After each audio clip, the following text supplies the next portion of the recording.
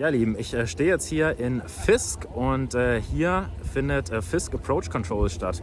Das sind die Lotsen, die hier hinten in den pinken Shirts sitzen an diesem Wohnwagen. Und hier über Fisk fliegen also alle Flugzeuge an, die in Oshkosh landen wollen. Sei es auf der 36 Left, 36 Right oder 27 auf einem der farbigen Spots. Und ja, man hört das hier vielleicht im Hintergrund. Flugzeuge, die hier anfliegen, werden hier also vom Spotter mit dem Fernglas identifiziert. Dann heißt es Blue Cessna approaching Fisk, rock your wings. Dann kommt einmal ein kräftiges Wackeln mit den Tragflächen und Licht aufleuchten mit den Landelichtern. Und ja, dann heißt es Nice Rock und es wird eine Runway zugewiesen. Das kann entweder die 27 sein oder die 36 Left, 36 Right. Die 36 Right ist der parallele Taxiway, auf dem hier während des Events auch gelandet wird. Und ja, nachdem die Flieger dann hier in 0,5 Meilen Abstand und 1800 Fuß mit 90 Knoten alle hier in Trail ankommen, splitten die sich dann hier auf die entsprechenden Runways, gehen rüber zum Tower und da wird dann der farbige Punkt zugewiesen, wo sie landen und dann geht es direkt links ins Gras, um die Runway wieder frei zu machen. Ja, super spannend zu sehen und ich hatte hier auch gerade ein spannendes Interview mit Elizabeth Wickman oder Wiechmann, wie ich im Deutschen natürlich einfach sage, und habe mir das Ganze mal erklären lassen. Alright, welcome back to Oshkosh. We're not on the fairground today. We're in Fisk on the VFR approach. I'm here with Elizabeth Wickman. That's correct. I would say Wiechmann. It's actually a German name, right? Is it? Well, my maiden name is Freiberger, so also very German. Right. Well, thank you so much for your time. It's very exciting to be here and see you guys working the arrival. Yeah. We're a German podcast. I guess many of our listeners have never been to Oshkosh. Could you explain real quick what is this approach procedure about, and maybe in a few words, what is this NOTAM about the approach? Sure. So we start the approach about 50 miles out from Oshkosh itself, from the airport. And as airplanes are coming in, you can see them lining up there. We try to get them a half-mile in trail spacing as they're coming in. And then we split them up to the different runway configurations. So if we're using 3627, we'll split them up to each of those different runways just to kind of pace it for the tower nicely. So we can throw that feed to them at the rate they want. And then it's a listen-only frequency, right? So Correct. You don't really speak to the pilots, you just tell them what to do. Correct. Actually, we're using those wires right above us as a reporting point. So when we see those aircraft hitting those wires, we have them rock their wings. That's how we know that they heard us. And then we tell them which direction we want them to turn, whether we want them to follow Fisk Avenue or up the railroad tracks to runway 927. Yeah, that's always an amazing feeling. I did this 2018 and rocked my wings for the first time. It's a badge of honor to be able to come up there and rock your wings and land on the dots. And yeah, it's very cool. And then after you decided which runway they're going to take, you transfer them to the tower. And then could you explain what is the job of the tower? So we have two tower positions. We have a south tower controller and a north tower controller, and the north tower controller runs the 927 flow. So when they get in the downwind for 27, they'll have them start their descent, then they'll give them the base and final turn to land on the dots. And then the same thing goes for 36. They come in for a base and final up the road, and they follow just an east-west runway, and then they land there on 36. And then you have up to 4 aircraft landing at the same time because you have like 4 different colored dots on the runway, right? So we have reduced runway separation, so we can put them 1,500 feet apart on the runway for this event. Yep. Okay, cool. And then they just take any exit into the grass to... That is what is fantastic about this event that you don't see at your normal home airport, is they actually can they roll the grass smooth, so the aircraft can just exit right there in the grass, and we don't have to wait for them to get to a taxiway. Awesome.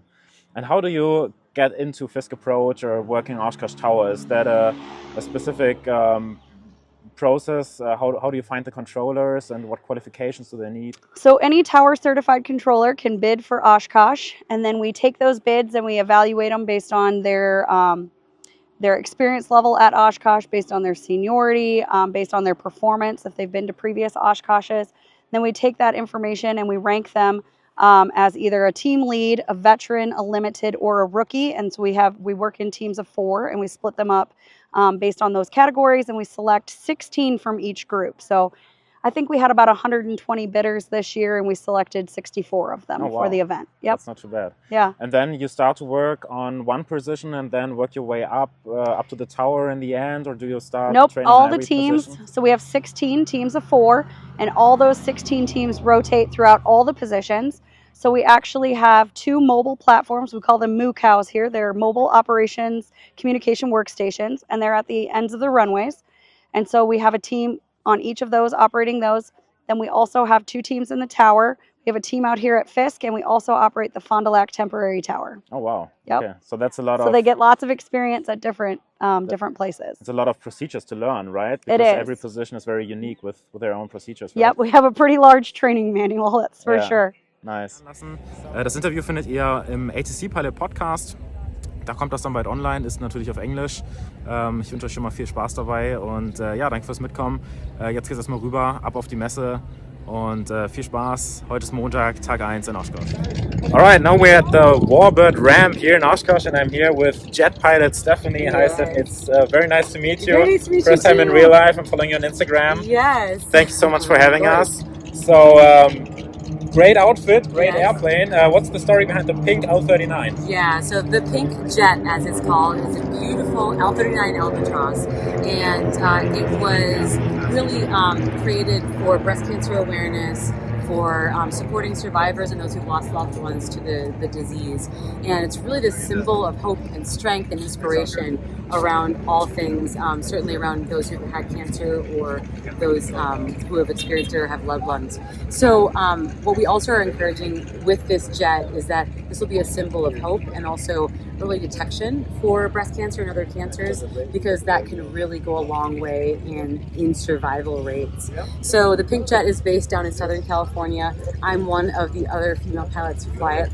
Which airport do you fly off? Yeah, fly out of Camarillo. Camarillo, nice. Yeah. They have very good breakfast buffet there. Yes, I've been there. I've been there many times. But the milkshakes, It's amazing. it's dangerous how good the food is there.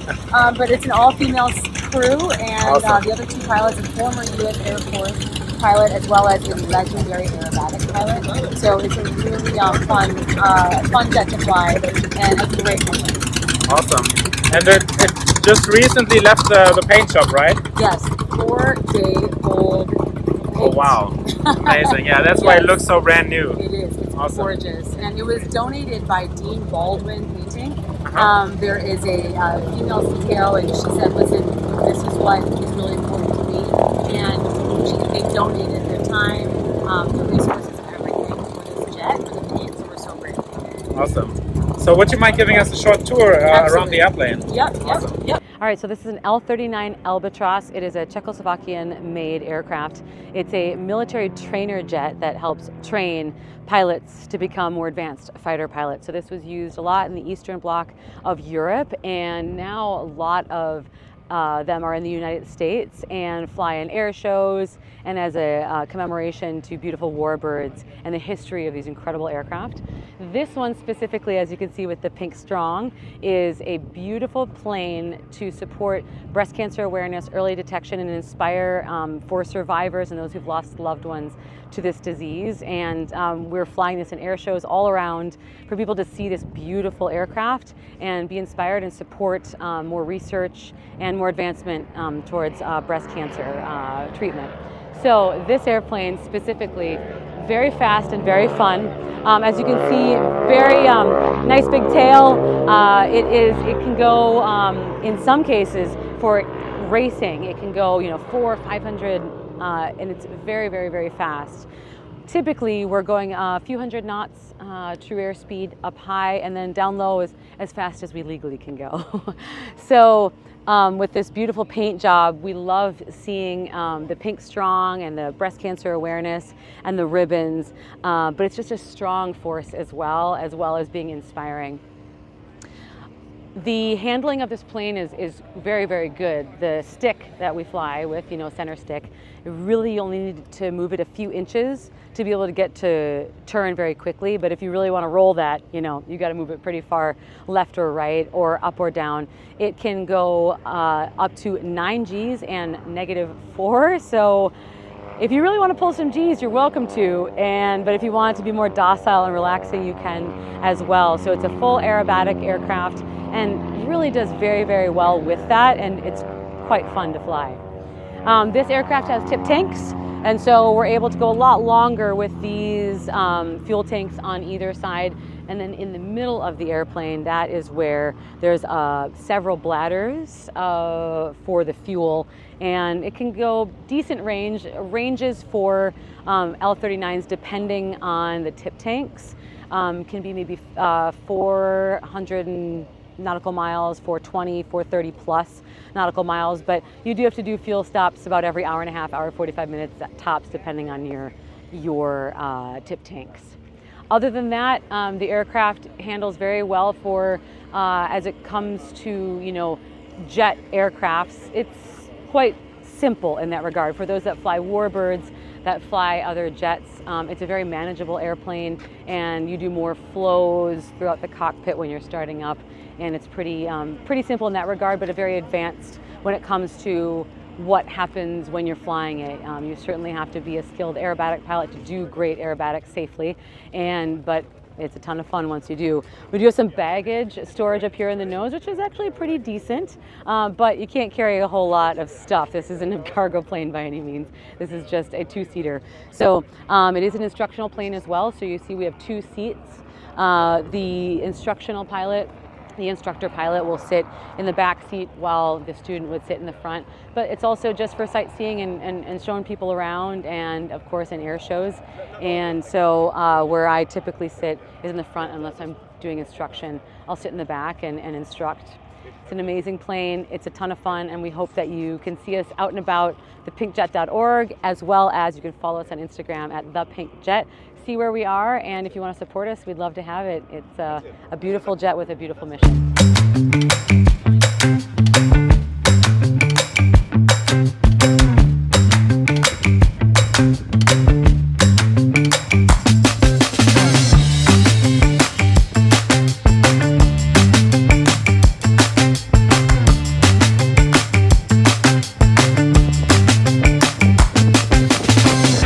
So ihr Lieben, und jetzt ein Stück deutsche Geschichte. Eine Do 28, und zwar in so einem perfekten Zustand. Das ist wirklich der Wahnsinn.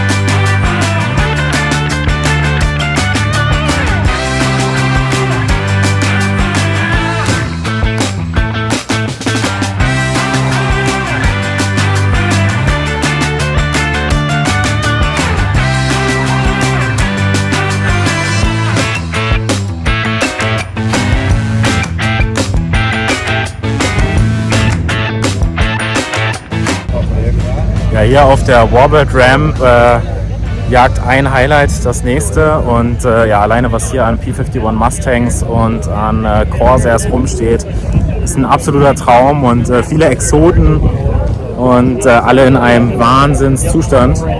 Undenkbar in Deutschland, und ja, jeden Tag versammelt sich hier an der Ramp so ja, ein Highlight oder mehrere Highlights. Hier steht zum Beispiel eine Bronco, da ein Huey-Hubschrauber, und ja, wirklich viele mega geile Warbirds. Ja, ich habe gar nicht die Zeit, euch jeden zu zeigen, glaube ich.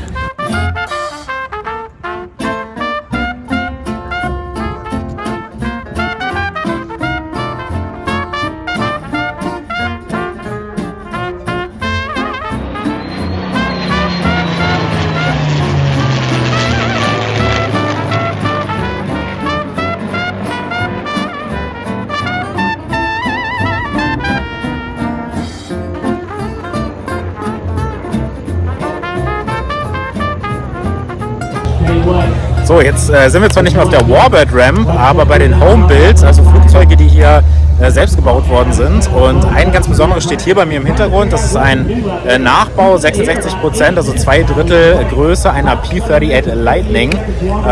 Die sieht wirklich richtig, richtig cool aus und die schauen wir uns das mal genauer an.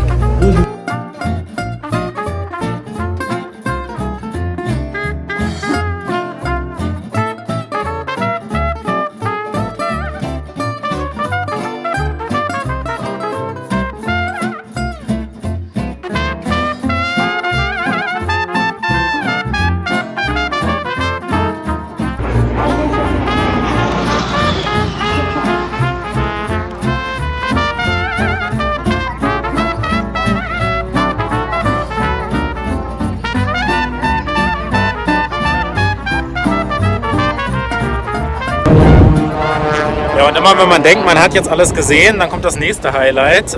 Es wird dieses Jahr Burt Rutan gefeiert, der dafür bekannt ist, ein bisschen outside the box zu denken und ein paar ungewöhnlich aussehende Flugzeuge gebaut hat, die teilweise nicht mal symmetrisch sind. Und davon gibt es einiges im Flying Display, aber auch im Static Display.